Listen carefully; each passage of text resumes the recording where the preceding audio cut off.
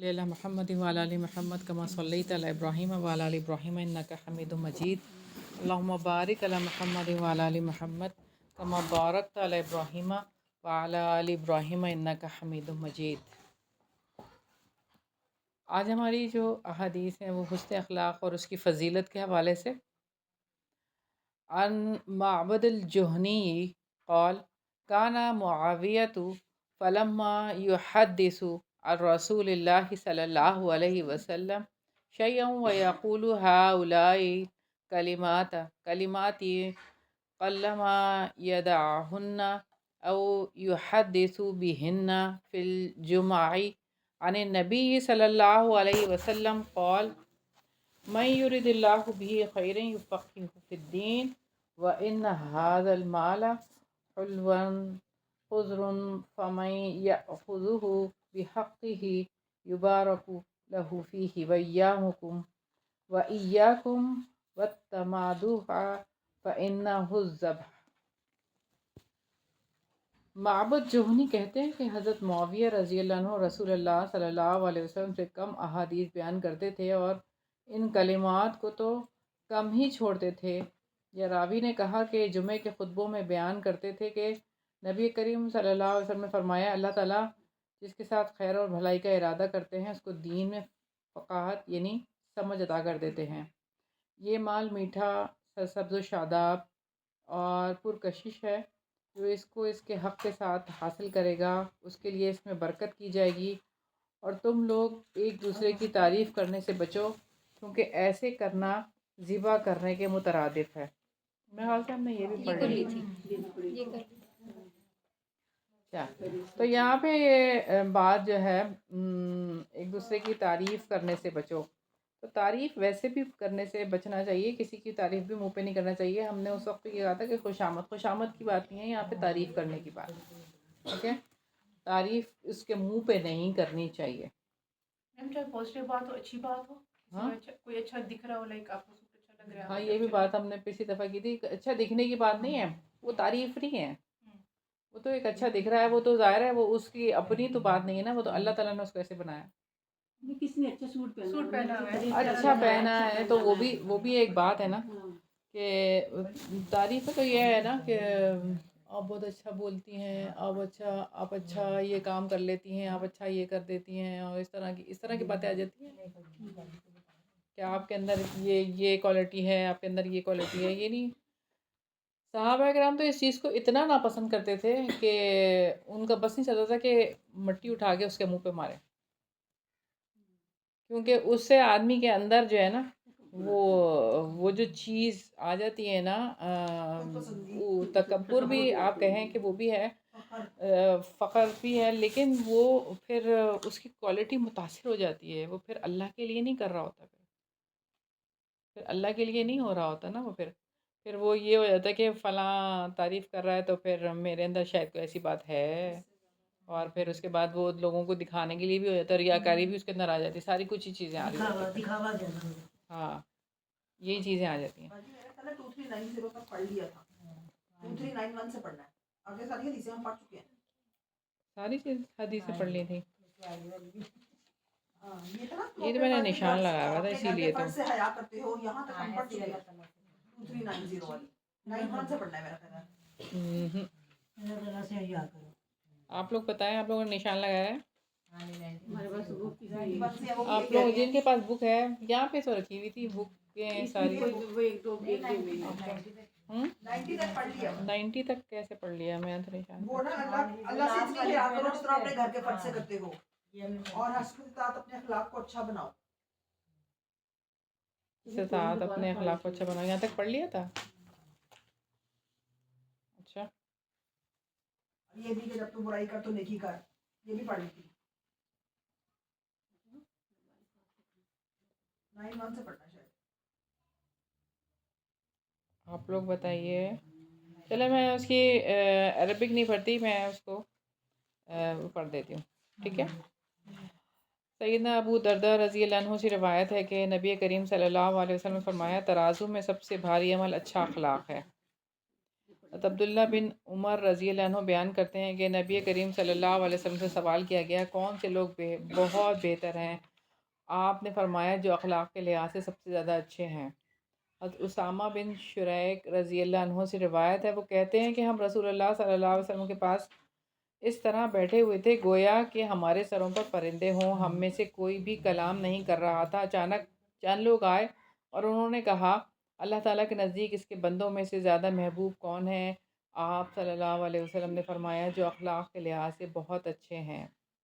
حضرت عبداللہ بن عمر رضی اللہ عنہ سے مروی ہے کہ حضرت معاذ بن جبل نے سفر کا ارادہ کیا اور کہا اے اللہ کے رسول مجھے کوئی وصیت فرما دیں۔ آپ صلی اللہ علیہ وسلم نے فرمایا تو اللہ کی عبادت کر اور اس کے ساتھ کسی کو شریک نہ ٹھہرا۔ انہوں نے کہا کہ اللہ کے نبی مزید وصیت فرمائے۔ آپ نے فرمایا جب تو برائی کرے تو فوراً نیکی کر۔ انہوں نے کہا اے اللہ کے نبی اور کوئی وصیت فرما دیں۔ آپ نے فرمایا ثابت قدم رہ اور اپنے اخلاق کو اچھا کر۔ یہ پڑھ لی تھی ہم نے؟ اچھا، اگلی حدیث جو ہے وہ اس کی عربی بھی پڑھ دیتی ہوں میں 2390 کی۔ ہاں پڑھ لی تھی۔ حضرت معاذ بن جبل رضی اللہ عنہ بیان کرتے ہیں کہ رسول اللہ صلی اللہ علیہ وسلم نے مجھے ایک قوم کی طرف بھیجا، میں نے کہا اے اللہ کے رسول مجھے کوئی وصیت فرما دے۔ آپ صلی اللہ علیہ وسلم نے فرمایا سلام کو عام کرو، کھانا کھلاؤ، اللہ تعالیٰ سے اتنا حیا کرو جتنا کہ تم اپنے گھر کے فرد سے کرتے ہو، جب گناہ ہو جائے تو اس کا اثر ختم کرنے کے لیے فوراً نیکی کرو اور حسب استطاعت اپنے اخلاق کو اچھا بناؤ۔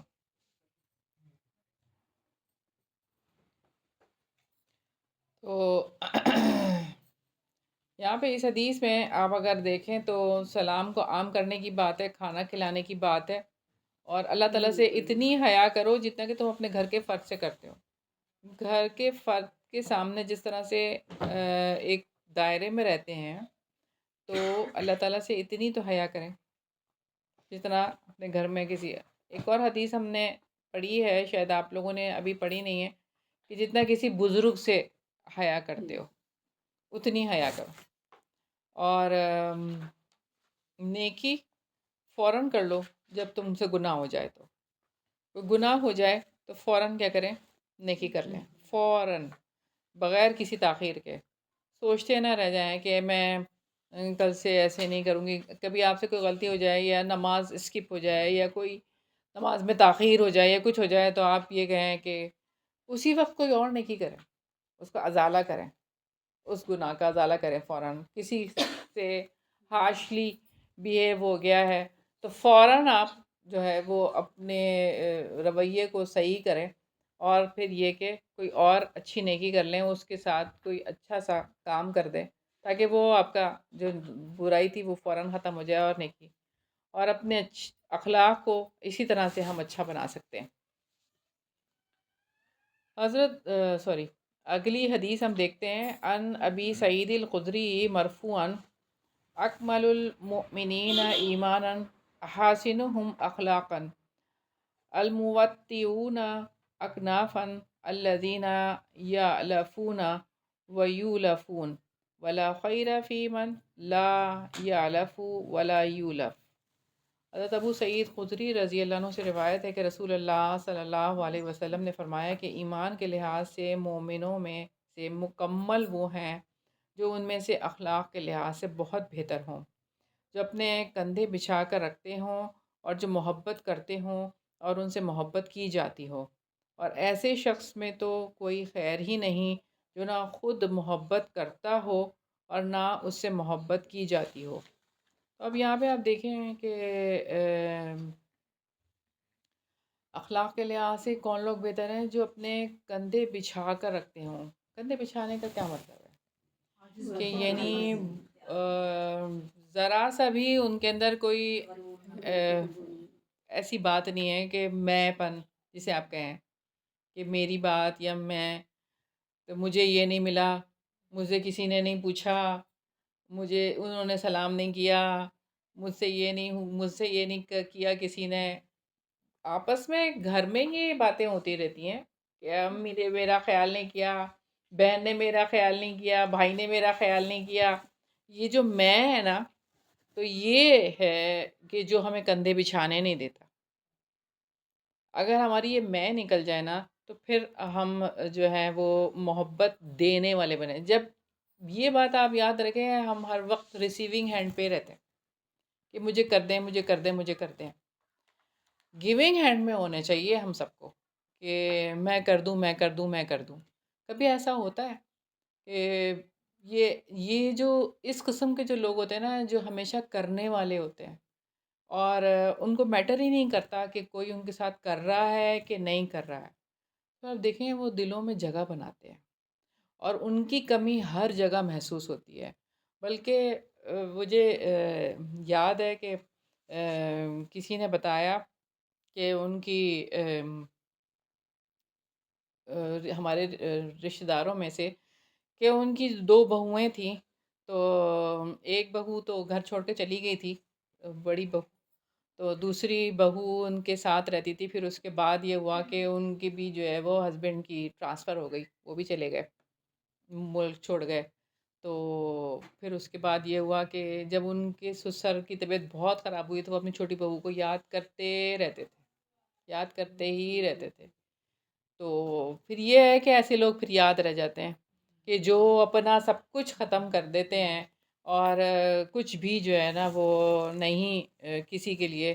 تو جو مومن ہوتا ہے نا، اس کے لیے کیا یہ بات یہاں پہ ہے کہ محبت کرتے بھی ہیں اور ان سے محبت کی بھی جاتی ہے.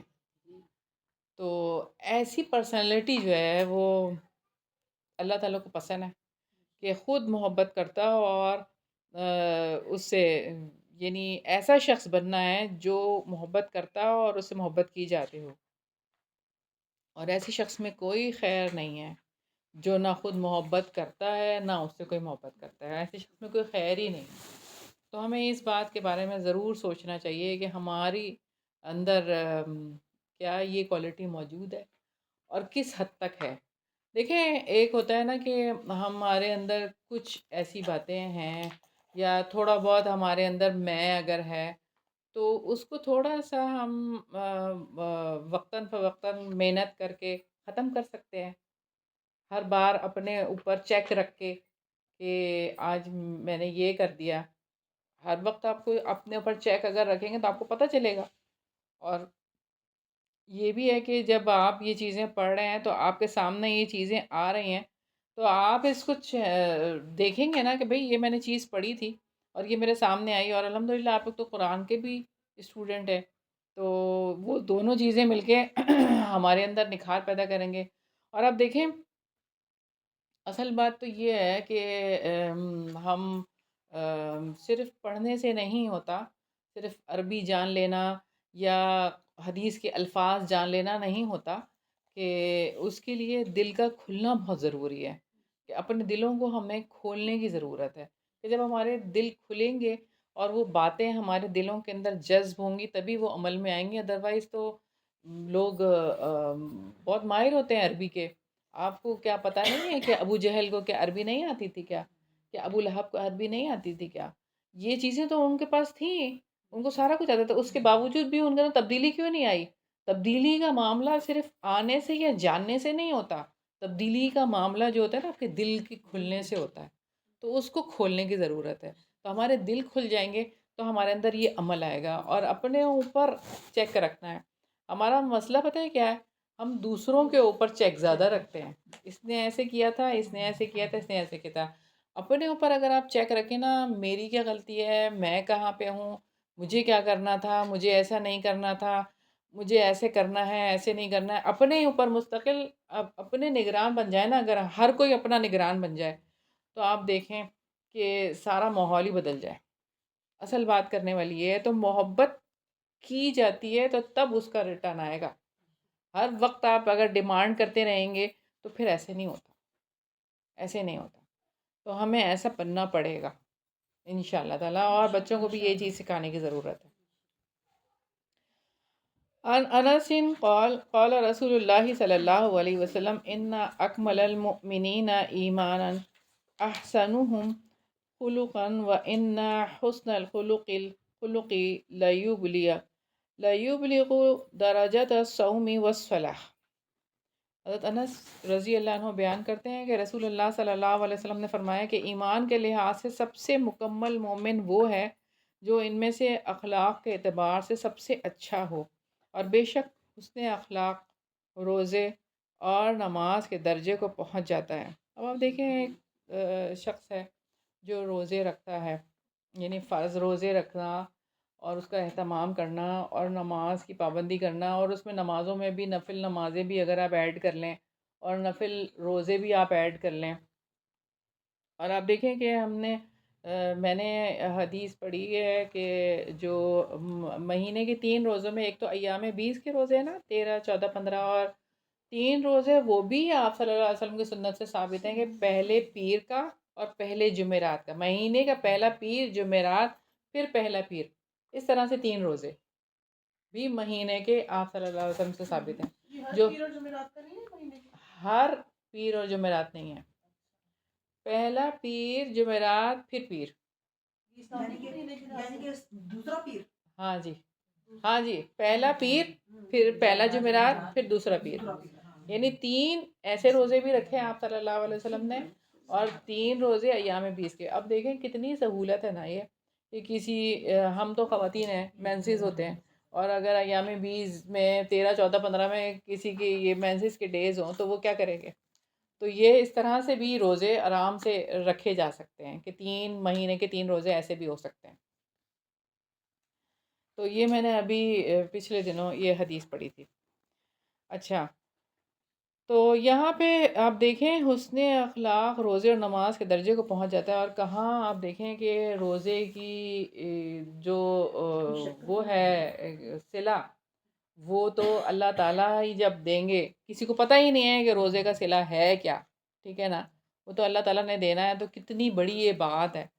اور نمازوں کی، اور ہم نے یہ والی بھی حدیث پچھلی دفعہ دیکھی تھی کہ وہ شخص نہیں، اس والی میں نہیں دیکھی تھی کلاس میں، وہ نماز والی کلاس میں دیکھی تھی کہ ایک شخص جو ہے نا وہ اپنے بھائی سے 10 سال بعد یا 5 سال بعد اس کی وفات ہوئی تھی، حالانکہ اس کا بھائی شہید ہو گیا تھا، لیکن اس کے جو درجات ہیں نا وہ زیادہ بڑھ گئے تھے نماز اور روزے کی وجہ سے، نماز اور روزے کی وجہ سے۔ تو پھر آپ دیکھیں نماز اور روزے کی جو فضیلت ہے نا وہ تو کوئی نہیں، اور حسن اخلاق جو ہے کہ اس کے درجے کو پہنچ جائے گا، یہ کتنی بڑی بات ہے۔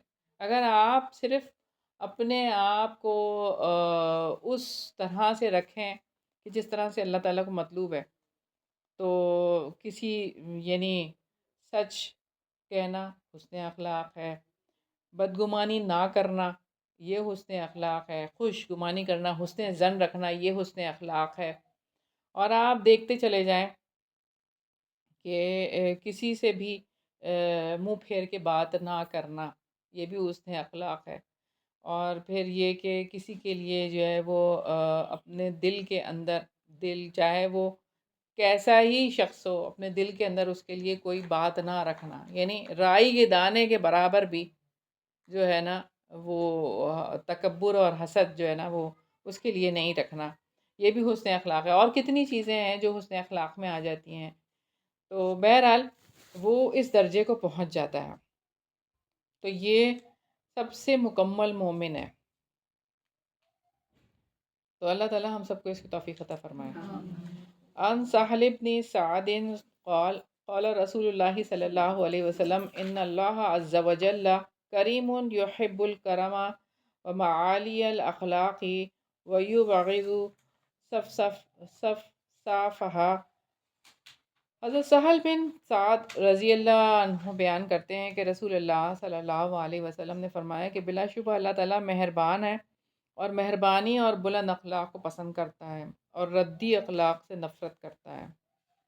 تو آپ دیکھیں کہ اللہ تعالیٰ تو مہربانی اور بلند اخلاق کو، اللہ تعالیٰ خود مرسیفل ہے اور خود اتنے رحم کرنے والے ہیں اللہ تعالیٰ، تو اللہ تعالیٰ چاہتے ہیں کہ ہم بھی رحم کریں، ہم بھی مہربانی کریں، تو ہم کہاں کرتے ہیں مہربانی؟ ہم تو ایکشن کا ری ایکشن کرتے ہیں. کوئی ہم سے کر کے تو دیکھے تو ہم اس کے مقابلے پہ تو ضرور آ جاتے ہیں.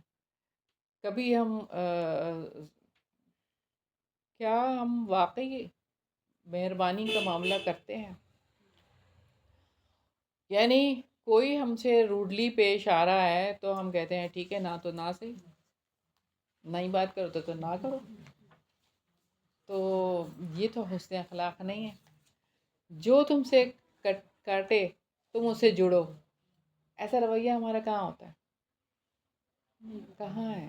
ہم کدھر ہیں؟ کس کیٹیگری میں آتے ہیں ہم لوگ؟ کہاں پہ ہیں؟ اور ردی اخلاق سے نفرت کرتا ہے اللہ تعالیٰ. ردی اخلاق سے نفرت کرتا ہے. ردی اخلاق کیا ہے بھائی؟ وہ کہہ کے وہ اگلا سیرت ہم سوا سیرت، ہاں یہ والی بات ہے. ہاں. اور آپ دیکھیں نا کہ اپنے سونے جاگنے کے ہم نے اوقات بنا رکھے ہیں. آج میری کسی سے بات ہو رہی تھی کہ میں نے کہا کہ اب آ جائیں 11 بجے کلاس کرنے کے لیے، تو اس وقت تو اٹھتے ہیں اور اس کے بعد وہ ناشتے ہوں گے. 2 بجے آ سکتے ہیں، 2 بجے آ سکتے ہیں، ہم اس سے پہلے نہیں آ سکتے. تو ہم نے سونے جاگنے کے عادات اپنے ایسے کیوں خراب کیے ہیں؟ یہ اخلاق ہے ہمارے. اخلاق میں یہ چیزیں بھی تو آ جاتی ہیں. یہ ردی اخلاق ہیں. اس کو ردی اخلاق کہتے ہیں کہ ہم نے اپنے سونے جاگنے کی جو ہے وہ عادات ایسے بنا لیے ہیں.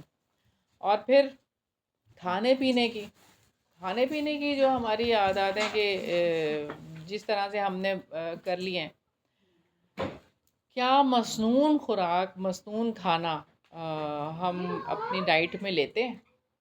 اب کھجوریں تو ہمارے پاس صرف رمضان میں آتی ہیں، اس کے علاوہ تو شاذ و نادر ہی ہمارے گھروں میں کھجوریں نظر آئیں. اور کھجور کھانا، اور آپ کو پتہ ہے صبح ناشتے میں اگر آپ کھجور کھا لیں تو سارا دن آپ کتنے فریش رہتے ہیں. آپ کو اتنی زیادہ فریشنس آپ کو خود فیل ہوگی. آپ ناشتے میں کھجور لے کے تو دیکھیں. شوگر جو آپ ہو جاتی ہے کھانے سے. شوگر میں تو بہت شوق سے کھاتے ہیں کھجوریں. میں نے رکھی مجھے شوگر ہائی ہو جاتی ہے. چلیں، جن کی کوئی مجبوری ہے وہ تو ایک الگ بات ہے. چلیں، جو نئی جوان بچے ہیں ان کو کیا ہے. اور اس کے علاوہ بھی آپ دیکھیں کہ جو بھی ہماری زندگی میں اس قسم کی عادات ہیں. اخلاق کیا ہے؟ خلق کی جمع ہے نا. خلق عادت کو کہتے ہیں. تو اپنی عادات عادات یعنی سلیمہ کہیں، عادات جو فطرت کے مطابق جو عادات اللہ تعالیٰ نے ہمیں دی ہوئی ہیں ان عادات کو اپنانا. تو ہم کون سی عادات اپنا کے بیٹھے ہوئے ہیں؟ ہاں. تو آپ دیکھیں نا، ردی اخلاق کی بات کی ہے کہ ردی اخلاق اللہ تعالیٰ اس سے نفرت کرتے ہیں. اور ہم اللہ تعالیٰ سے چاہتے ہیں جنت کا سودا کرتے ہیں اور ردی اخلاق لے کے بیٹھتے ہیں. تو اپنے آپ کو چیک کرنے کی بہت زیادہ ضرورت ہے کہ میرے اندر ردی اخلاق تو نہیں پروان چڑھ رہے، کہ کوئی اس طرح کے کام تو نہیں ہے. تو اس کو ضرور ہمیں سوچنا چاہیے حدیث پہ اگر عمل کرنا ہے تو. کیونکہ حدیث پہ اگر عمل ہوگا نا تو پوری زندگی بدل جائے گی اور پوری زندگی میں برکتیں آئیں گی. یہ ہو نہیں سکتا کہ ہم حدیث پر عمل کریں اور ہماری زندگی بیکار ہو جائے. کبھی بھی نہیں ہو سکتا. ہمیشہ ایک حدیث پہ عمل کیا جائے تو وہ شخص کی زندگی بدل جاتی ہے. کر کے دیکھیں آپ. یہ تو آزمائی ہوئی بات ہے. حدیث پہ عمل کر کے دیکھیں. اگلی حدیث ہے ان عائشہ قالت قال رسول اللہ صلی اللہ علیہ وسلم ان الرجل لیدرک بحسن خلقہ درجات قائم اللیل صائم النہار. حضرت عائشہ رضی اللہ عنہ بیان کرتی ہیں کہ رسول اللہ صلی اللہ علیہ وسلم نے فرمایا کہ بلا شبہ آدمی حسن اخلاق کی وجہ سے رات کو قیام کرنے والے اور دن کو روزہ رکھنے والے کے مرتبوں کو پا لیتا ہے. اب دیکھیں حسن اخلاق کی وجہ سے رات کو قیام کرنا. اب آپ دیکھیں کہ ہر رات قیام کرنا شاید سب کے لیے ممکن نہ ہو. کسی رات آنکھ کھلے نہ کھلے. روزہ رکھنے، دن کو روزہ. اب رات کو قیام، دن کو روزہ. رات کو قیام، دن کو روزہ. کون اتنا زیادہ کر سکتا ہے؟ اور اس کا آلٹرنیٹ کیا بتایا گیا؟ حسن اخلاق. حسن اخلاق اگر کوئی اس طرح سے اپنے آپ کو رکھ رہا ہے، ہر چیز کو اس کے مقام پر رکھتے چلے جا رہا ہے، تو پھر آپ دیکھیں کہ اس کے مرتبوں کو پالے گا، جو کہ دن کو روزہ رکھنے والا اور رات کو قیام کرنے والا ہے۔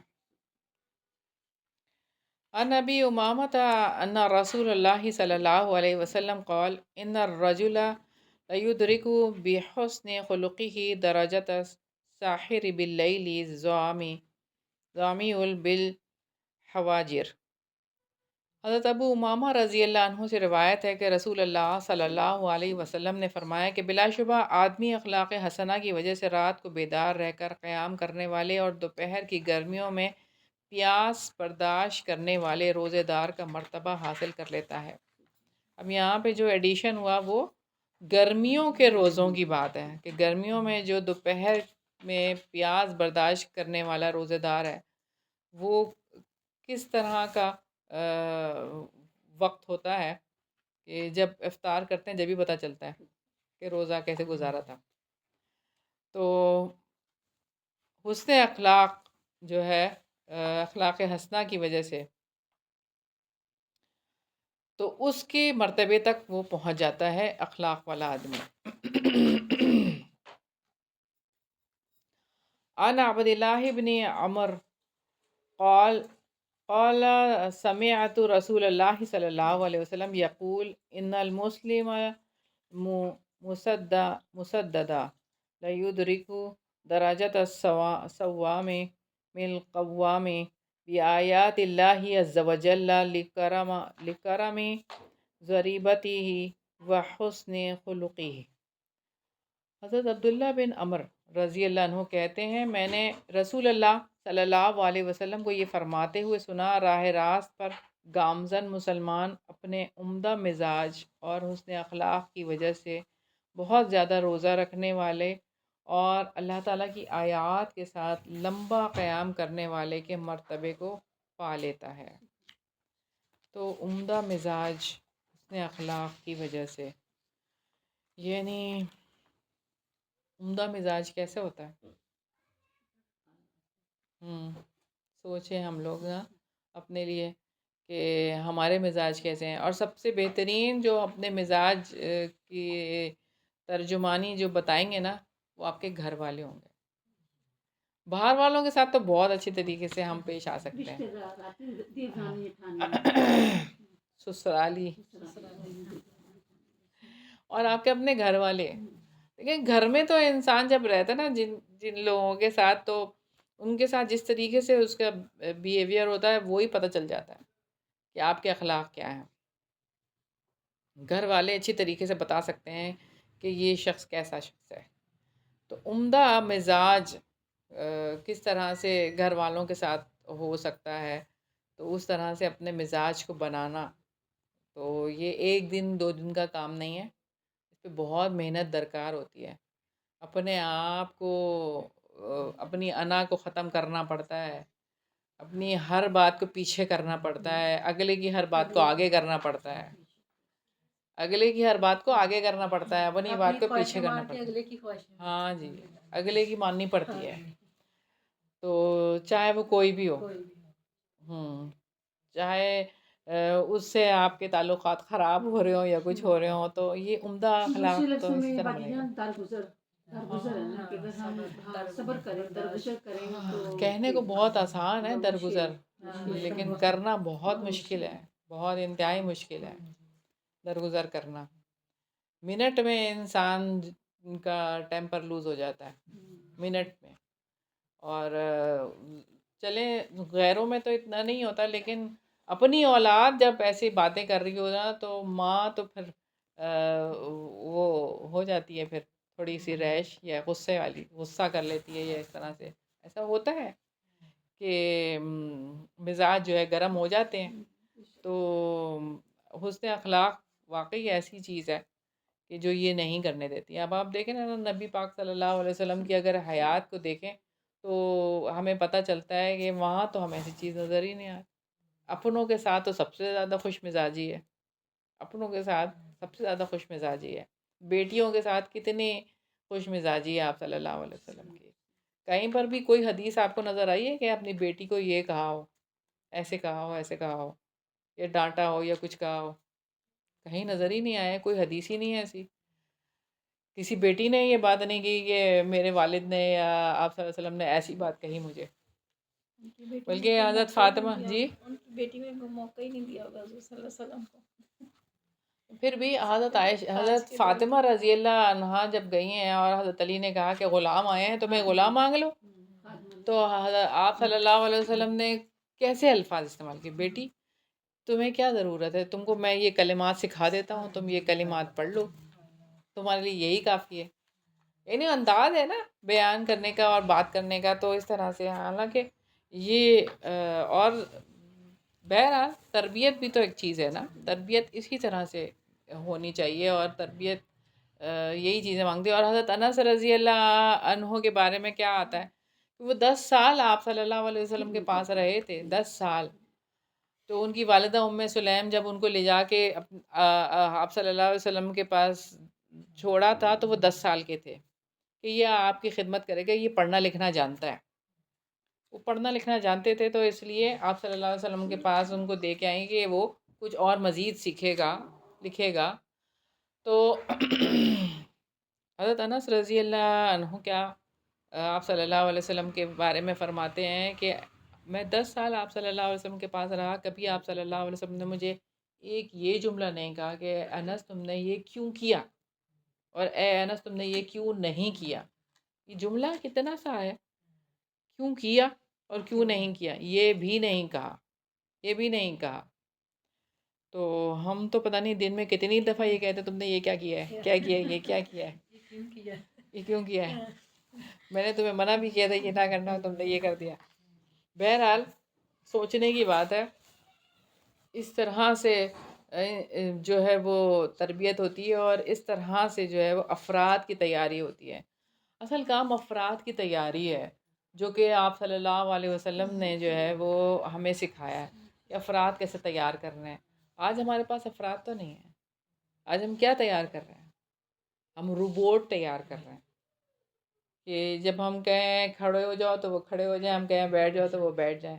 تو ہم روبوٹ تیار کر رہے ہیں. اور دوسری بات یہ ہے کہ ہم پیسہ کمانے کی مشینیں تیار کر رہے ہیں. تو اس چیز کو ضرور سوچنا چاہیے کہ ہمیں افراد کی تیاری کرنے کے لیے جو ہے مائیں بنایا گیا، تو اس میں ہم کس حد تک کامیاب ہیں ہمیں خود اس بارے میں سوچنے کی ضرورت ہے اور عمل کرنے کی ضرورت ہے. اللہ تعالیٰ ہم سب کو توفیق عطا فرمائے. عن عبد اللہ بن عمر مرفوعا ان من حبکم الی احسنکم اخلاقا. حضرت عبداللہ بن عمر رضی اللہ عنہ بیان کرتے ہیں کہ نبی کریم صلی اللہ علیہ وسلم نے فرمایا کہ مجھے تم میں سے سب سے زیادہ محبوب وہ آدمی ہے جو تم میں اخلاق کے لحاظ سے بہت عمدہ ہے. تو سب سے زیادہ محبوب آدمی آپ صلی اللہ علیہ وسلم کو وہ جو اخلاق میں سب سے عمدہ ہے. اور اخلاق میں یعنی اپنے گھر والوں کے ساتھ ہی سب سے عمدگی کے ساتھ پیش آنا ہی بہترین اخلاق ہے. ان جابر مرفوعا ان من احبکم الی و اقربکم منی مجلسا یوم القیامت حاسنکم اخلاقا و ان ابغضکم الی و ابعدکم منی مجلسا یوم القیامت سرسارون والمتشدقون والمتفیہقون. قالوا قد علمنا السرسارون والمتشدقون فما المتفیہقون قال المتکبرون. حضرت جابر رضی اللہ عنہ سے روایت ہے کہ رسول اللہ صلی اللہ علیہ وسلم نے فرمایا کہ مجھے تم میں سے سب سے زیادہ محبوب اور روز قیامت مجلس کے لحاظ سے میرے سب سے زیادہ قریبی وہ لوگ ہوں گے جو تم میں سے اخلاق کے لحاظ سے بہت عمدہ ہوں، اور تم میں سے میرے ہاں سب سے زیادہ نفرت والے اور روز قیامت مجھ سے سب سے زیادہ دور وہ لوگ ہوں گے جو فضول بولنے والے، گفتگو کے لیے باچھوں کو موڑنے والے اور تکبر کرنے والے ہوں۔ صحابہ نے کہا ہم سرسارون اور متشدقون کا معنی تو سمجھتے ہیں، متفیقون کا سے کیا مراد ہے؟ تو آپ صلی اللہ علیہ وسلم نے فرمایا تکبر کرنے والے۔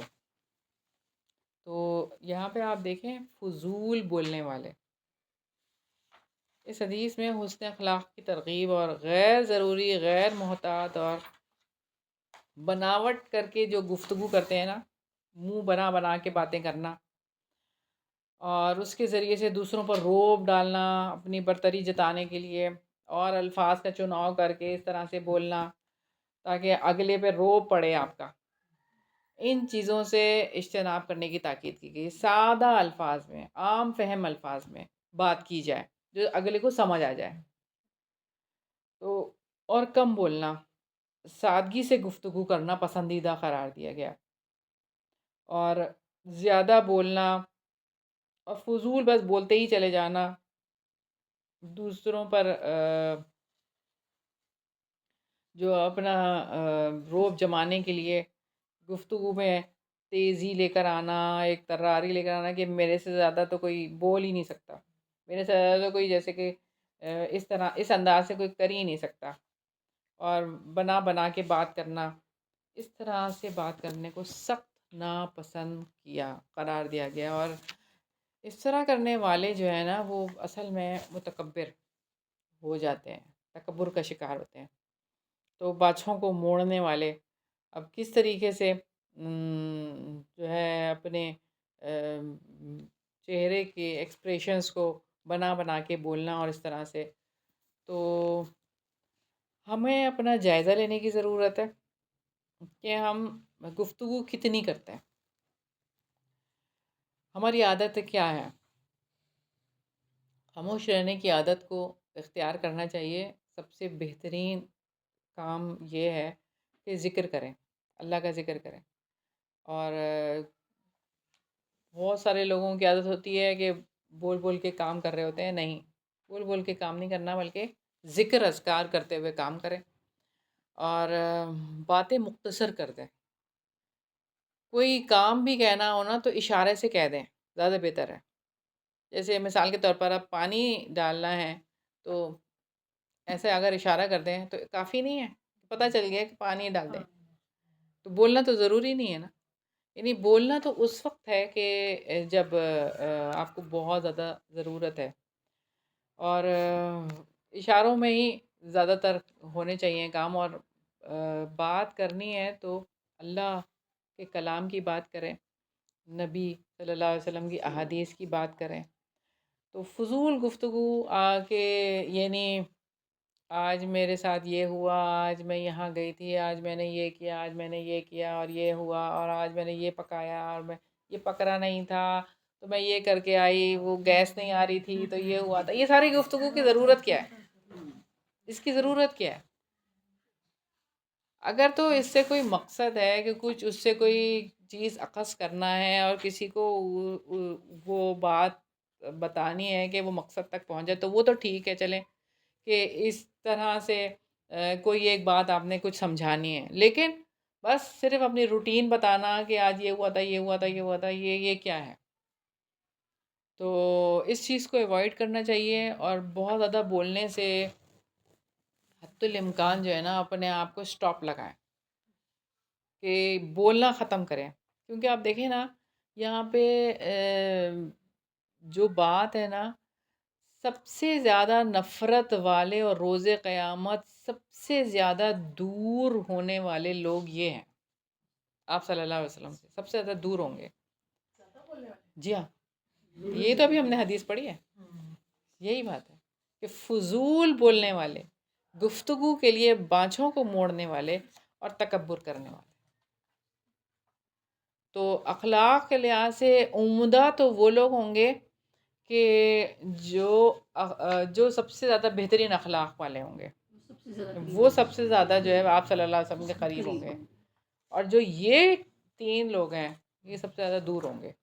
تو اللہ تعالیٰ ہم سب کو بچائے، اور اللہ تعالیٰ اب آپ دیکھیں نا جب زیادہ بولتے ہیں نا تو پھر یہ ہوتا ہے کہ بہت زیادہ پھر دوسروں کی باتیں شروع ہو جاتی ہیں۔ پھر برائیاں شروع ہو یہ کر جاتی ہیں، سکتے پھر ہیں، ایسی ہاں، دوسرے چیزیں پھر اس طرح زیادہ اسی لیے بولنا ہی نہیں چاہیے، اپنے بولنے کو کراس کر دینا چاہیے، کراس ویسے بھی کرنا۔ میم اسٹیمنا بھی ختم ہو جاتا ہے بولتے بولتے، انسان تھک بھی جاتا ہے۔ بہت سارے لوگ کئی تھکتے ہی لوگ نہیں تھکتے ہیں، نہیں ایسا لگتا ہے کہ ان کے اندر اسٹیمنا ہی اسٹیمنا ہے، تھکتے ہی نہیں ہیں، اتنا بولتے ہیں۔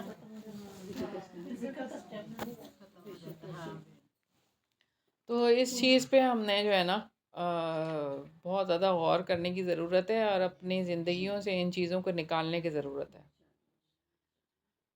میں نے تو یہ دیکھا ہے، استادوں سے سنا، اور میں سب سے زیادہ میں استادہ فرحت ہاشمی کو جب میں سنتی ہوں، اتنی عام فہم وہ گفتگو کرتی ہیں نا کہ مطلب ایک غبی سے غبی شخص کو بھی جو ہے نا وہ سمجھ آ جائے بات، اتنی عام فہم، سادہ الفاظ میں سمجھانا۔ اور میں نے کتنے جو ہے پہلے کی بات ہے یہ، آج سے تقریباً 10 سال پہلے کی بات ہوگی، 10 یا 15 سال پہلے کی بات ہوگی، میں نے خود دیکھا کتنے ریڈی والوں کو، رکشے والوں کو، اس وقت پہ تو ایف ایم ہوتا تھا نا، ایف ایم جو ہوتا تھا اس پہ، تو ریڈیو جو ہے وہ ایف ایم پہ استادہ فرحت ہاشمی کو سنتے ہوئے دیکھا میں نے، کہ وہ لوگ سن رہے ہوتے تھے، اتنی عام فہم وہ بات کرتی ہیں کہ ایسے آرام سے سب کو سمجھ آ جائے۔ تو ہمیں بھی اس طرح سے ہی گفتگو میں اپنے عام فہم گفتگو رکھنی چاہیے، اور بہت زیادہ الفاظ کا چناؤ کر کے اور بہت زیادہ اس کو اس طرح کر کے لوگوں پر روب ڈالنے کے لیے نہیں بات کرنی مشکل چاہیے۔ اردو پیش کرنی، مشکل اردو کسی کے سمجھ میں نہ آئے۔ اور لوگ کرتے اس طرح ہیں کہ ذرا دوسروں کے سامنے روب پڑ جائے۔ اور وہ لمبا کر کے بات کرتے ہیں۔ ہاں، لوگ وہی یہ شو فضول کرنا گفتگو میں آ جاتی زیادہ ہے۔ عقل مندی کوئی نہیں، ہمیں سب سے زیادہ پتا ہے۔ ہاں، سب سے زیادہ عقل مند شخص وہ ہے جو خاموش رہتا ہے، اپنے آپ کو خاموش رکھتا ہے، اور بولنا جہاں پر ہے وہ یہاں پر بولنا ہے، قرآن کے لیے بولنا ہے، حدیث کے لیے بولنا ہے، اصل کام تو یہ ہے کرنے والا۔ ہم دوسرے کاموں میں بول بول کے جب یہ اس کی باری آتی تو ہم بولنا ہی نہیں انرجی آتا۔ اپنی جو ہے نا اچھی والی وہ اس میں لگانی چاہیے۔ بالکل، اپنی صلاحیتیں اس میں لگانی چاہیے۔ اگلی حدیث ہے عن ابی ہریرہ مرفوعا انما بعثت لاتمم مکارم وفی روایہ صالح الاخلاق۔ حضرت ابو ہریرہ رضی اللہ عنہ سے روایت ہے کہ رسول اللہ صلی اللہ علیہ وسلم نے فرمایا کہ مجھے تو صرف اس مقصد کے لیے مبعوث کیا گیا کہ اخلاقی اقدار کی تکمیل کر سکوں، یعنی اخلاق کی تکمیل کے لیے آپ صلی اللہ علیہ وسلم کو بھیجا گیا۔ اور آپ صلی اللہ علیہ وسلم کی آمد سے پہلے اگرچہ انسانیت کا وجود انسان والا تھا ہی نہیں، لیکن یعنی کہ جانوروں اور درندوں کی طرح لوگ زندگی گزارتے تھے، قتل و غارت گری عام تھی، جو ہم نے پڑھا نہیں ہے کیا ہسٹری میں پتہ چل جاتا ہے، بھائی بھائی کے خون کا پیاسا تھا، اس سے بڑی بربریت کیا ہو سکتی ہے کہ بیٹیوں کو زندہ درگور کر دیا جاتا تھا، لوگ برہنہ بیت اللہ کا طواف کرتے تھے، اور جانور کو ذبح کرنے کی ضرورت پڑتی تو گردن پر چھری چلانے کے بجائے اس کے مختلف اعضاء کاٹنا شروع کر دیتے تھے، اور تمام اخلاقی اقدار بری طرح پامال کر چکے تھے۔ اس سارے ماحول کو سنوارنے کے لیے آپ صلی اللہ علیہ وسلم کا انتخاب کیا گیا، اور جو اپنی حیات مبارکہ کے مقاصد میں بہت بلند مرتبے میں تھے، اور ان ساری چیزوں میں آپ صلی اللہ علیہ وسلم کامیاب ہوئے، اور وہی لوگ جو کہ جنگ بعاث کے بارے میں آتا ہے کہ وہ 17 سال تک چلتی رہی تھی، 17 سال تک وہ جنگ چلتی رہی تھی، تو اتنی لمبی وہ جنگ، اور پھر ایسی چیزوں کو اگر آپ دیکھیں کہ اوس اور خزرج جو مدینہ کے وہ تھے، قبیلے تھے، ان میں کتنی شدت کی لڑائی تھی، اور کتنا وہ خون خرابہ ہوتا رہتا تھا، ہر وقت کا خون خرابہ، لیکن وہی صحابہ کرام ہیں جو کہ ایمان سے پہلے ان کی کچھ اور حالت تھی، اور جب آپ صلی اللہ علیہ وسلم آئے ہیں اور ایمان جب وہ لوگ لے کر آئے تو کیسے آپس میں بھائی بھائی بنے اور کیسے مواخات ہوئی، کیسے ایک نے دوسرے کو اپنا سب کچھ دینے کے لیے وہ تیار ہو گئے. وہ کیا چیز تھی؟ یہی تو ہے اخلاق تو تھے آپ صلی اللہ علیہ وسلم کے، کہ کس طرح سے افراد کی تیاری ہوئی، کس طرح سے جو ہے وہ اخلاق بدلے. تو آپ صلی اللہ علیہ وسلم اس کی تکمیل کے لیے آئے، اخلاق کی تکمیل کے لیے آئے. اور سب نے یہ نظارہ بھی دیکھا کہ جو ہے جہاد کے میدان میں اخوت کا جو منظر پیش کیا گیا کہ ایک جو پانی مانگ رہا ہے، جو کہ ابھی جان نکلنے والی ہے، وہ پانی مانگ رہا ہے، تو اس کو پانی جب پلانے گئے تو دوسری طرف سے آواز آئی، اس نے کہا میرے بھائی کو دے دو. ترجیح دی اپنے بھائی کی. خود کی جان نکل رہی ہے اور پیاس سے گلا خشک ہو رہا ہے، اس نے کہا پہلے میرے بھائی کو دے دو. وہاں گئے تو پہلے میرے بھائی کو دے دو. اپنی انا کو مٹا کے، ہاں، اپنے آپ کو مٹا کے دوسرے کے یہ تھی تعلیمات آپ صلی اللہ علیہ وسلم کی، کہ اپنا آپ سب نے قربان کیا. اور جب وہاں پہنچے تو ان کی جان نکل گئی تھی، جب وہاں پہنچے تو ان کی جان نکل گئی تھی. سب نے ایک دوسرے کو جو ہے وہ ترجیح دے دی، ان کو پلا دیں، ان کو پلا دیں. ایسی مثال کہیں نہیں ملتی، آج تک ایسی مثال نہیں ملتی. بہرحال ہمیں اس بارے میں ضرور سوچنا چاہیے کہ نبی پاک صلی اللہ علیہ وسلم تو اس کام کے لیے آئے تھے اور ہم کیا کر رہے ہیں؟ ہم ذرا سی بات پہ لڑنا جھگڑنا شروع کر دیتے ہیں. اور وہی حال ہو گیا ہے جو اس وقت پہ کفار مکہ کے پاس حالات تھے. اب وہی حالات نظر آ رہے ہیں کہ بیٹیوں کو جیسے درگور کیا جا رہا ہے، کیسے ان کو جائیداد میں حصہ نہیں دیتے، ان کو ویسے ہی نکال دیتے ہیں. اور بچی کی پیدائش ہو رہی ہوتی ہے، الٹرا ساؤنڈ میں آ جاتا ہے، پتہ چل جاتا ہے تو جی ابورٹ کرا دو، ختم کر دو. بچی ہو جائے تو بڑی پریشانی ہے. مطلب اس طریقے کے آپ کو کتنی ساری باتیں ہیں جو نظر آ رہی ہیں، اور کس طریقے سے جو ہے وہ یہ سارے کام ہیں. اور آپ دیکھ لیں کہ بیت اللہ کے طواف کی جو بات ہے، تو آج آپ دیکھ رہے ہیں کہ سعودی عرب میں ریاض میں جو پچھلے دنوں ہوا، آپ سب جانتے ہیں کہ کیا کچھ ہوا. بہرحال وہ دور ایسا لگ رہا ہے کہ واپس آ رہا ہے. وہاں پہ عرب کی حالت بد سے بدتر ہوتی چلی جا رہی ہے. استغفر اللہ. اگلی حدیث ہے ان طاؤس قال رسول اللہ صلی اللہ علیہ وسلم وهو علی المنبر انما يهدي الى احسن الاخلاق اللہ وانما يصرف اسوأها ہوا. طاؤس سے روایت ہے کہ وہ کہتے ہیں کہ رسول اللہ صلی اللہ علیہ وسلم نے منبر پر ارشاد فرمایا، اللہ تعالیٰ ہی اچھے اخلاق کی طرف رہنمائی فرماتا ہے اور وہی ہے جو برے اخلاق کو دور کرتا ہے. تو رہنمائی بھی اللہ تعالیٰ فرماتے ہیں اچھے اخلاق کی طرف. تو اللہ تعالیٰ کہاں رہنمائی فرماتے ہیں؟ اپنے کلام میں. تو کتنی زیادہ ضرورت ہے کہ ہم کلام اللہ کو پڑھیں. اچھے اخلاق کی رہنمائی ہمیں وہاں سے ملے گی، اور برے اخلاق کو دور بھی اللہ تعالیٰ ہی کرتے ہیں. ظاہر ہے ہم جب یہ پڑھیں گے، سیکھیں گے اور اس پر عمل کریں گے تبھی یہ کام ہو سکتا ہے، ادروائز نہیں ہو سکتا. خود سے خود کوئی کام نہیں ہوتا. انہانین انہو لما وفد علی رسول اللہ صلی اللہ علیہ وسلم قال یا رسول اللہ صلی اللہ علیہ وسلم ایو شیء یوجب الجنہ قال علیک یحسن الکلام وبذل الطعام. سیدنا ہانی رضی اللہ عنہ سے روایت ہے، وہ کہتے ہیں جب میں وفد کے ساتھ رسول اللہ صلی اللہ علیہ وسلم کے پاس آیا تو کہا، اے اللہ کے رسول، کون سا عمل جنت کو واجب کر دیتا ہے؟ آپ صلی اللہ علیہ وسلم نے فرمایا، بس تو عمدہ کلام کرنے اور کھانا کھلانے کو لازم پکڑ. دو باتیں ہیں جو جنت کو واجب کر دیتی ہیں. عمدہ کلام. عمدہ کلام کیا ہوتا ہے؟ بہترین کلام اللہ کی کتاب ہے اور حدیث رسول صلی اللہ علیہ وسلم ہے. تو یہ عمدہ کلام ہے.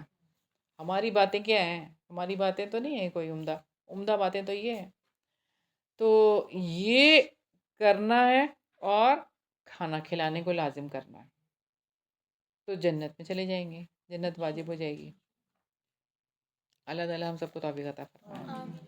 ان عائشہ ان النبی صلی اللہ علیہ وسلم قال لها انه من اوتی حظه من الرفق فقد اوتی حظه من خیر الدنیا والآخرہ وصلۃ الرحم وحسن الخلق وحسن الجوار یعمران الدیار ویزیدان فی الاعمار. حضرت عائشہ رضی اللہ عنہما سے روایت ہے کہ نبی کریم صلی اللہ علیہ وسلم نے ان کو فرمایا کہ جس کو نرمی عطا کی گئی اس کو دنیا اور آخرت کی خیر اور بھلائی سے نواز دیا گیا، اور صلہ رحمی، حسن اخلاق اور پڑوسی سے اچھا سلوک جیسے امور خیر گھروں اور قبیلوں کو آباد کرتے ہیں اور عمروں میں اضافہ کرتے ہیں. تو یہاں پہ جو بات ہے نرمی کی، نرمی جس کو ادا کر دی گئی تو دنیا اور آخرت کی خیر اور بھلائی سے نواز دیا گیا. تو اصل بات کیا ہے کہ خیر اور بھلائی اسی کو ملے گی دنیا اور آخرت کی جس کے اندر نرمی ہوگی. اور ویسے بھی ہم دیکھیں اگر تو ایک اور حدیث سے بھی ہمیں پتہ چلتا ہے کہ جس چیز میں نرمی ہوتی ہے اس کو خوبصورت بنا دیتی ہے، اور جس میں نرمی نہیں ہوتی ہے وہ بدصورت ہو جاتی ہے. تو صلہ رحمی، حسن اخلاق اور پڑوسی سے اچھا سلوک، یہ چیزیں جو ہیں گھروں اور قبیلوں کو آباد کرتے ہیں اور عمروں میں اضافہ کرتے ہیں. اب یہ جو صلہ رحمی ہے وہ ایک اور حدیث سے بھی ہمیں پتہ چلتا ہے کہ اگر تم چاہتے ہو کہ تمہاری عمر میں اضافہ ہو جائے تو صلہ رحمی کرو. تو عمر میں اضافہ ہونے کی دو ہم دیکھتے ہیں کہ مفہوم ہے. ایک تو یہ کہ حقیقی طور پر عمر بڑھ جاتی ہے جس کو اللہ تعالیٰ کی معلق تقدیر سے تعبیر دیتے ہیں کہ کوئی کام ایسے کرنے سے اس کی عمر میں اضافہ ہو گیا. اور عمر کی مقدار میں دوسری بات یہ ہے کہ اضافہ نہیں ہوتا لیکن اس میں اتنی برکت ہو جاتی ہے، اتنی برکت ہو جاتی ہے کہ صلہ رحمی کرنے والے کی زندگی کا ہر پہلو جو ہے وہ فائدہ ہی فائدہ ہے. اب دیکھیں کہ اس کی جو بہترین مثال ہے نا وہ ہمارے سامنے ڈاکٹر ذاکر نائک. تو وہ اب آپ دیکھیں کہ شیخ احمد دیداد نے ان کو یہ کہا تھا کہ جو کام میں 50 سال میں نہیں کر سکا تم نے وہ 5 سالوں میں کر دیا. اتنی برکت ہوئی ہے نا. تو یہ ہوتی ہے برکت کہ کم عمر میں انسان اتنے جو زیادہ کام کر لیتا ہے نیکی کے. اس کو کہتے ہیں کہ عمروں میں اضافہ. کہ اگر ہم اپنی عمروں میں اضافہ چاہتے ہیں تو ہمیں چاہیے کہ صلہ رحمی کریں، حسن اخلاق اور اپنے پڑوسی سے اچھا سلوک، اور سب سے بڑی چیز کیا ہے؟ نرمی. تو نرمی کے لیے دعائیں کریں، اللہ تعالیٰ سے دعائیں کریں کہ اللہ تعالیٰ مجھے نرمی دے. اور وہ دعائیں بھی جو ہے نا وہ تہجد میں کریں، سجدے کی حالت میں کریں. سجدے کی حالت میں دعائیں سب سے زیادہ قبول ہوتی ہیں. اور رب کہہ کے اللہ کو مخاطب کریں. جو رب کہنے کے ساتھ جو دعا مانگی جاتی ہے نا وہ دعا سب سے زیادہ اللہ تعالیٰ کو پسند ہوتی ہے اور وہ قبول بھی کرتے ہیں اللہ تعالیٰ. تو آپ دیکھیں نا انبیاء جی اردو میں مانگے بندہ سجدے میں تو عربی میں اردو میں مانگ لیں لیکن عربی میں بھی مانگ سکتے ہیں، اس میں ایسی کیا بات ہے. تو نوافل میں یا نوافل کے ہٹ کے پڑھنا اور تہجد میں نوافل ہی ہوتے ہیں. نوافل میں پڑھ سکتے ہیں اچھا باجی تہجد کا ٹائم کا کب سے کب تک ہوتا ہے؟ کتنے بجے سے؟ تہجد کا ٹائم جو ہے وہ آپ کا عشاء کا جو وقت ختم ہوتے ہی تہجد کا وقت شروع ہو جاتا ہے. سونے کے بعد ہوتا ہے نا یہ سو کے اٹھ کے نہیں اگر آپ کسی کو نیند کی بیماری ہے جس کو سونا ہی نہیں آ رہا تو وہ کیا کرے گا؟ تہجد ہی نہیں پڑے گا کیا؟ پڑھ لے گا بھائی، تہجد ہو جائے گی اس کی بھی، اس کی بھی ہو جائے گی، اس کی بھی ہو جائے گی تہجد۔ اور عشاء کا ٹائم کب تک رہے گا؟ عشاء کی ٹائم آدھی رات تک رہے گا۔ ہم نے یہ دیکھا تھا 12 نہیں ہے، آج آپ دیکھیں کہ مغرب ہو رہی ہے 5 بجے، ٹھیک ہے، مغرب 5 بجے ہو رہی ہے نا، اور جو آپ کے مغرب کب تک ختم ہوگی، یعنی سرخی جو ہے ختم ہو جائے تو وہ رات شروع ہو جاتی ہے، ٹھیک ہے، وہ رات کب شروع ہو جائے گی؟ 5:30 پونے 6 سمجھ لیں آپ، ٹھیک ہے، وہاں سے رات سٹارٹ ہو گئی آپ کی، اور فجر کب ہو رہی ہے آپ کی؟ 5 بجے، اور یہ جو ہے اس کا آدھا کر لیں، آدھا کیا ہوگا؟ 6 گھنٹے بعد فجر سے تھوڑی دیر پہلے پڑھ سکتے ہیں؟ نہیں، یہ بتا رہی ہوں نا میں، آدھا کرے نا اس کو، آدھی رات کرے نا، ابھی 6 بجے صبح فجر ہو رہی ہے، صبح فجر 6 بجے ہو رہی ہے، جماعت صبح 6 بجے ہو رہی ہے، 5:15 بجے اذان ہو رہی ہے، 5:15 اذان ہو رہی ہے، جماعت جو پورے 6 بجے ہو رہی ہے، جماعت کی بات چھوڑ دیں ہم، 5:15 اذان ہو رہی ہے نا، وہ فجر ہو گئی ہے، ٹھیک ہے نا، رات کی ہم بات کر رہے ہیں، آدھی رات کب ہو رہی ہے یہ دیکھیں، 1 بجے تک، 1 بجے تک آتے ادھر، اگر 6 بجے شام ہوتی ہے نا ادھر 5، 6 بجے کیسے شام ہو رہی ہے؟ بتایا نا 6 بجے شام پونے 6، 5:15 تو اذان مغرب ہوتی ہے، نہیں نہیں، پونے 6 کر لیں آپ، پونے 6 کر لیں نا، پونے 6 بجے سے لے کے آپ 5:15، 5:15 اس کو ہاف کریں، پتہ ہے بچیوں بتاؤ نا، بنتا ہے، پونا 1، 12:30 پونے 1 بنتا ہے، پونے 1 بتائیں، بنتا ہے، نہیں، پونے 1، ہاں چلیں پونے 1 بنتا ہے، پونے 1 بنتا ہے، تو وہاں تک آپ کی وہ بن جائے گی عشاء، بس اس وقت تک آپ عشاء کا آخری ٹائم ہے یہ، اس کے بعد آپ کی عشاء کی نماز نہیں ہوگی۔ اور باجی فجر سے آدھا گھنٹہ پہلے اگر آنکھ کھلی تو تب تہجد پڑھ سکتے ہاں ہیں؟ تہجد پڑھیں، فجر سے تھوڑی دیر پہلے بھی تہجد ہو جائے گی، 10 منٹ بھی پہلے پڑھ سکتے ہیں۔ فجر سے تھوڑی دیر پہلے بھی تہجد ہو جائے گی آپ کی، لیکن یہ کہ ضرور اپنی دعائیں کریں اس ٹائم پہ، اور یہ جو آج کل کے دن ہے اس میں تو کوئی ایسی بات ہی نہیں ہے، آرام سے سکون سے، راتیں بھی لمبی ہیں، اور کتنے ہوتے ہیں؟ نوافل آپ صلی اللہ علیہ وسلم نے تو 11 نوافل عطا کیے، 11 رکعت ہیں اس کی، اور اس کے 8 جو ہے وہ ہیں آپ کے 2 کر کے نفل ہیں، اور 3 لیکن وتر۔ اگر آپ کی آنکھ لیٹ کھلی ہے صرف 2 رکعتوں کا بھی ٹائم ہے تو 2 رکعت بھی پڑھ لیں، تہجد کے دوران میں شامل ہو جائیں گے۔ جو آپ تراویح میں پڑھتے ہیں نا نوافل، وہی تہجد کے نفل ہیں 8، وہی ہے، تو 2 اور 4 وتر کا کا ٹائم نماز ہے۔ ہوتا ہے 2 طریقے سے ہم لوگ پڑھ سکتے ہیں، ایک تو جب ہم لوگ 2 اور 1 الگ پڑھتے ہاں ہیں، ایسے بھی پڑھ اور سکتے ہیں، ایک اکٹھے اکٹھے 3 بھی پڑھ سکتے ہیں، 5 رکعت بھی وتر ہوتی ہے، 9 رکعت بھی وتر ہوتی ہے، یعنی ٹھیک ہے نا، مسلسل پڑھ سکتے ہیں ایک ہی سلام کے ساتھ، ایک سلام کے ساتھ۔ ہاں جی، 5 اور 9 رکعت جو وتر ہے نا، وہ 8ویں رکعت میں بیٹھنا ہے، اتحیات میں پھر کھڑے ہو کے پھر ایک رکعت میں پھر بیٹھنا ہے، یہ کام وہ کرے جس کو یاد رکھے، یہ یاد رکھ سکتا ہے وہ کرے یہ کام، کیا مطلب؟ اکثر اتنی لمبی نماز نہیں جاتے نا، بندہ کتنی رکعتیں پڑھی کتنی رہ گئی نا، ایسے ہوتا ہے۔ رمضان میں روزے چھوٹ جاتے ہیں، تو پہلے تو مجھے نہیں پتا تھا کہ یہ فرض ہے، جیسے نمازیں ہم کہتے تھے نہیں فرض ہے، نمازیں نہیں پڑھنی تو روزے نہیں، مجھے پتا تھا، تو میرے چھوٹ گئے یہ پیر جو میں رات کو بتا رکھ لی، تو اس میں وہ ذائقہ تو نہیں، رکھ لیں، ہاں، بالکل رکھ لیں، پورے ہو بلکہ جائیں رکھنا گے ہے، اس طرح جب تک زندگی ہے انسان رکھے۔ اور وہ یہ بھی یاد رکھا کریں کہ جو موقع ہوتے ہیں نا ان کو غنیمت جانا کریں، جیسے کہ یہ آپ کے برکت والے دن جو آتے ہیں، ذوالحجہ کے جو پہلے 9 دن جو ہوتے ہیں، اس میں آپ یہ والے روزے رکھ لیں، اور عید کے شوال بعد میں عید کے بعد بھی ہوتے ہیں جو 7 روزے، شوال میں 6 عید کے بعد جو شوال کے روزوں میں یہ روزے نہیں رکھ سکتے، شوال کے روزے الگ ہیں، شوال کے روزے علیحدہ ہیں، اس لیے کہ شوال کے روزے 30 روزوں کے علاوہ ہیں، حدیث کے الفاظ ہیں جس نے رمضان کے روزے رکھے اور شوال کے 6 روزے رکھے وہ پورے سال صائم الدہر ہے، مطلب جو چھوٹے ہیں وہ 6 اس میں نا شامل نہیں ہیں۔ 36 کو 10 کے ساتھ ملٹیپلائی کیا جاتا ہے نا، تو وہ لیکن 3 ذی الحج کے پہلے 9 دن میں شامل ہو جاتے ہیں، ذی الحج کے ذی الحج کے پہلے 9 دن میں شامل ہاں جی، ہاں جی، وہ شامل وہ اس وجہ سے نہیں ہو سکتے نا، یہ جو ہم بعد میں روزے رکھتے ہیں تو یہ فرض ہی ہم ہوتے ہیں یہیں نا تک ہی ہمارے رکھتے ہیں۔ جہاں پہ